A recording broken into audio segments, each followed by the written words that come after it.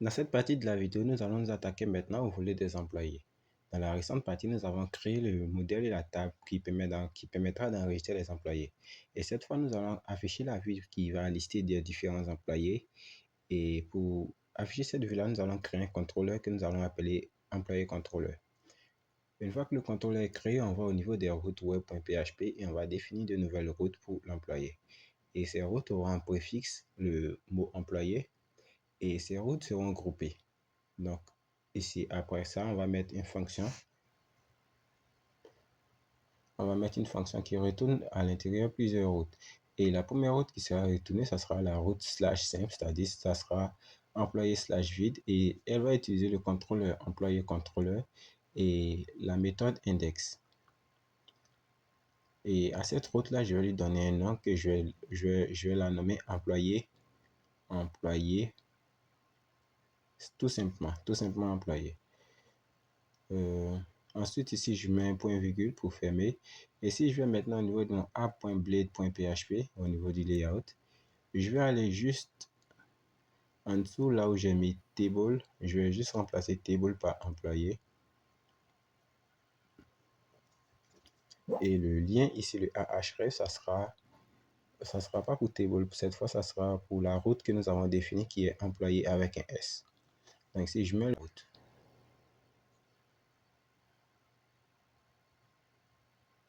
une fois que le nom de la route est mis, je vais maintenant au niveau de l'employé contrôleur.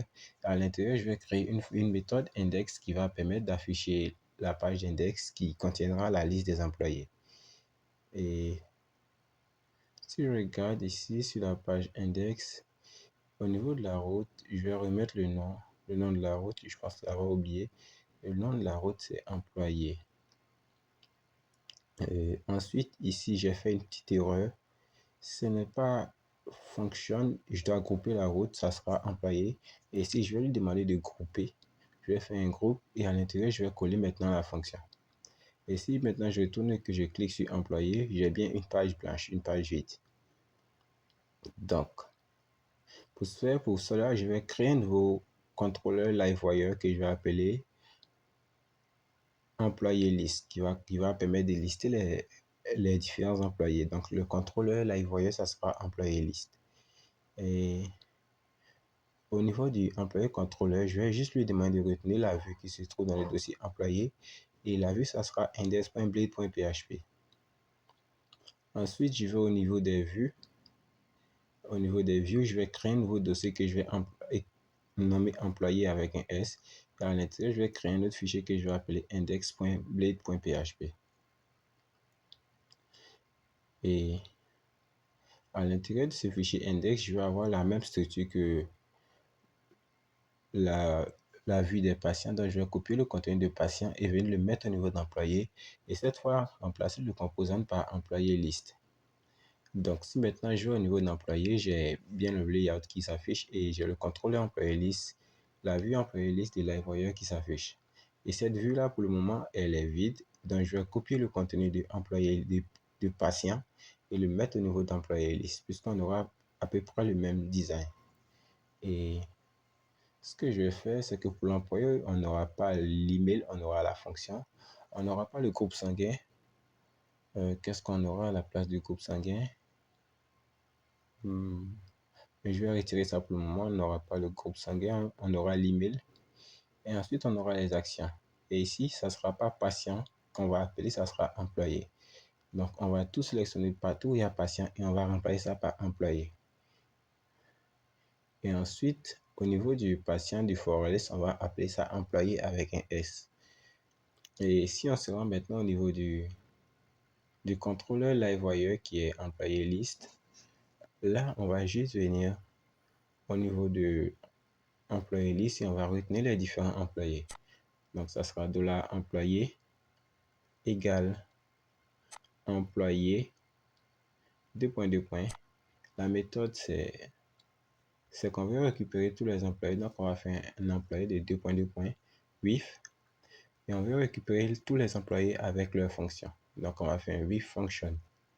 Et ici, je vais mettre un point Je vais lui demander de paginer, je vais lui demander de paginer, d'afficher 10 employés par page. Et ici, au niveau de la vue, je vais faire un compact et je vais lui demander d'envoyer cette variable-là au niveau de la vue. Une fois que cela est fait, je vais aller au niveau d'employé et je vais juste venir ici et définir un champ protégé que je vais appeler $guarded pour permettre l'assignement des masses pour qu'on puisse créer les employés. Et ça sera $guarded et j'y sera un tableau vide, c'est-à-dire on pourra remplir toutes les colonnes de la table employé.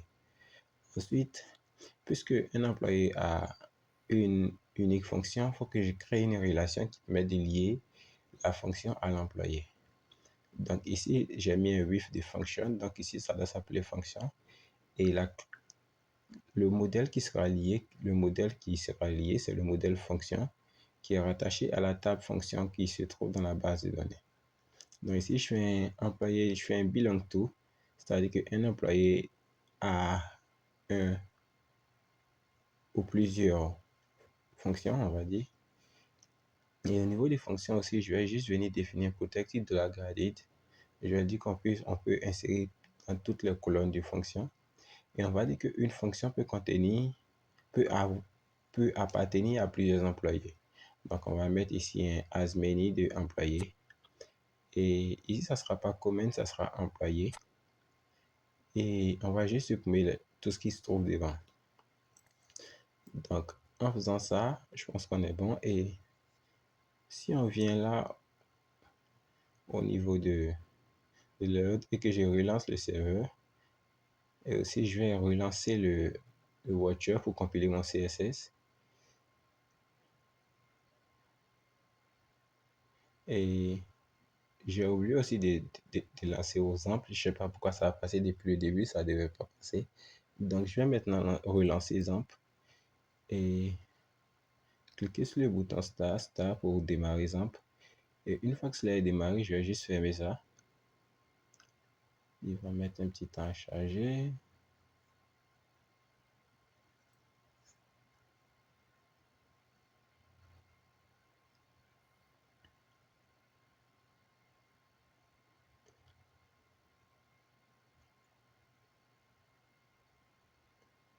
Et une fois que c'est fait, je vais maintenant au niveau des employés.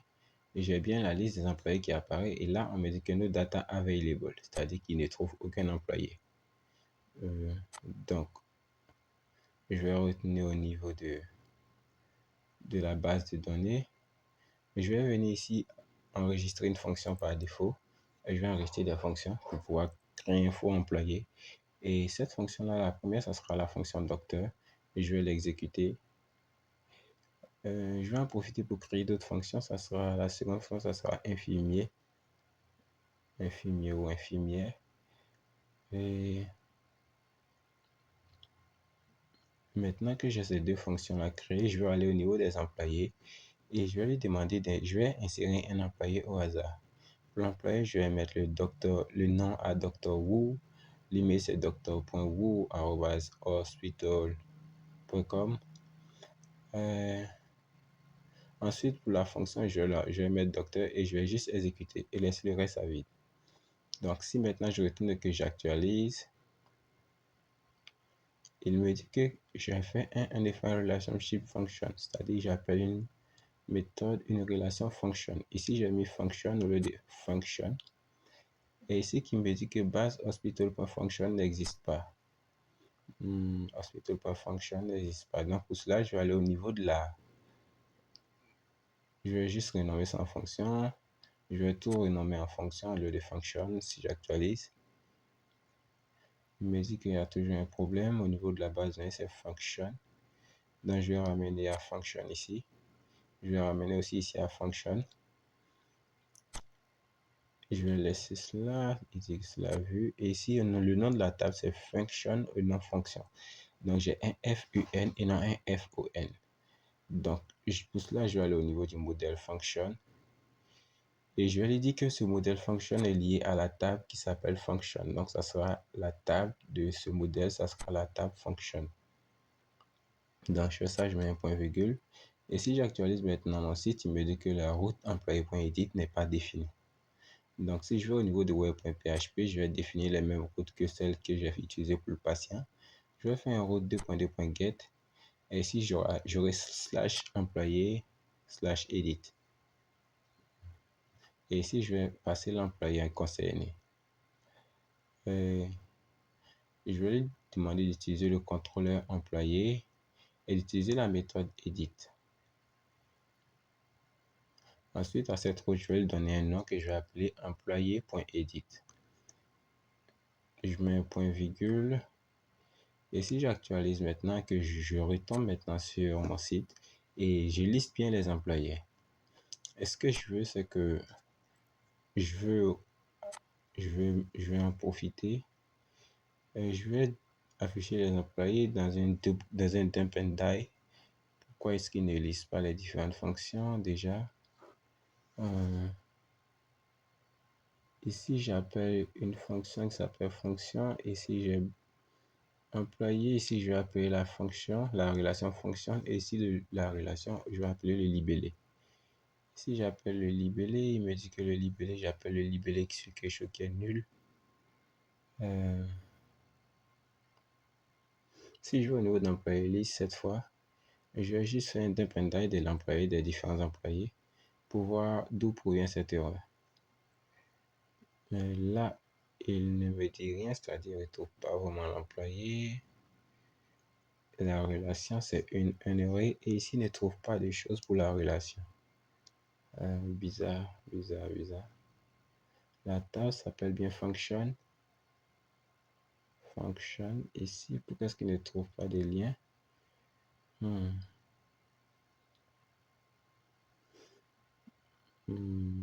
Pour function,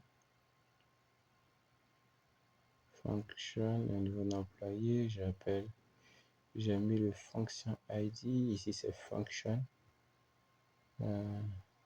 Ici, je vais définir la clé étrangère parce qu'elle est différente. Ici, j'ai mis fonction ID au niveau de la base de données. Et si je rafraîchis ça cette fois et que je vais au niveau de mon site et je vais au niveau des relations, j'ai bien la relation qui est trouvée et j'ai bien réussi à trouver l'employé. Donc, ce que je vais faire, c'est que je vais aller au niveau de employé list et enlever le dump and die. Une fois le dump and die retiré, si j'actualise, j'ai bien au niveau de ma fonction, la fonction de l'employé qui apparaît, qui est docteur. Ensuite aussi, va falloir afficher le contact. Pour le moment, ici, je laisse vide, donc on va laisser à vide pour le moment. Et après le contact, je vais mettre l'email.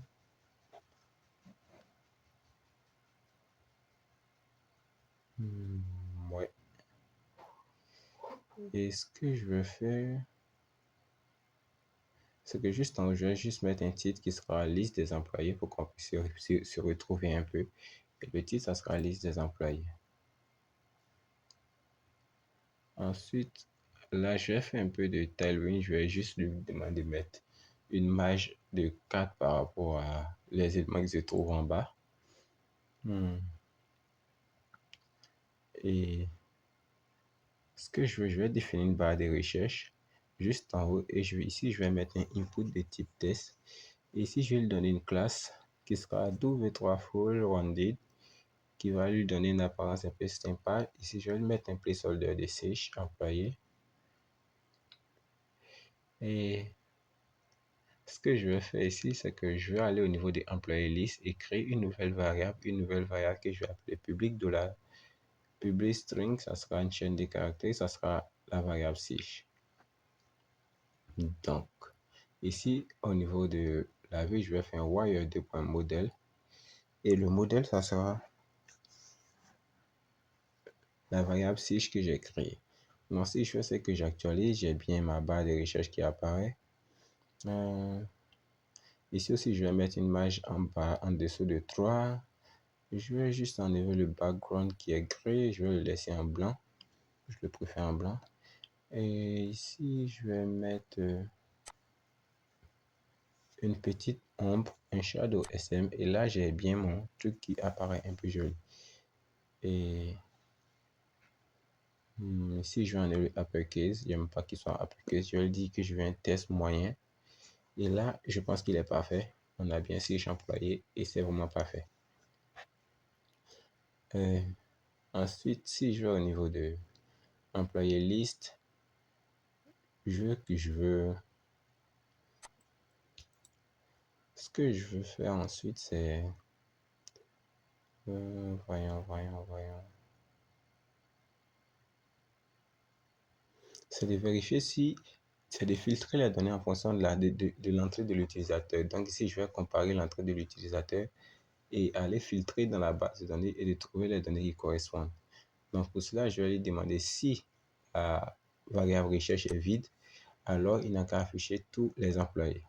Dans le cas contraire, si la variable recherche est différente de vide, c'est-à-dire l'utilisateur a entré quelque chose dans la barre de recherche, ici je vais mettre un différent de empty. S'il a entré quelque chose dans la barre de recherche, je vais juste lui dire ici que là tu ne vas pas faire un employé oui function. Non, là tu vas faire un where. Et ici tu vas chercher le nom, tu vas filtrer par le nom. Après le nom, je vais utiliser un like pour faire la recherche. Et ici, je vais mettre la variable à rechercher. Donc la variable, dans notre cas, ça sera $. Et ici, je ferme ici aussi. Je termine avec la parenthèse et c'est bon. Donc, je vais supprimer l'espace de trop.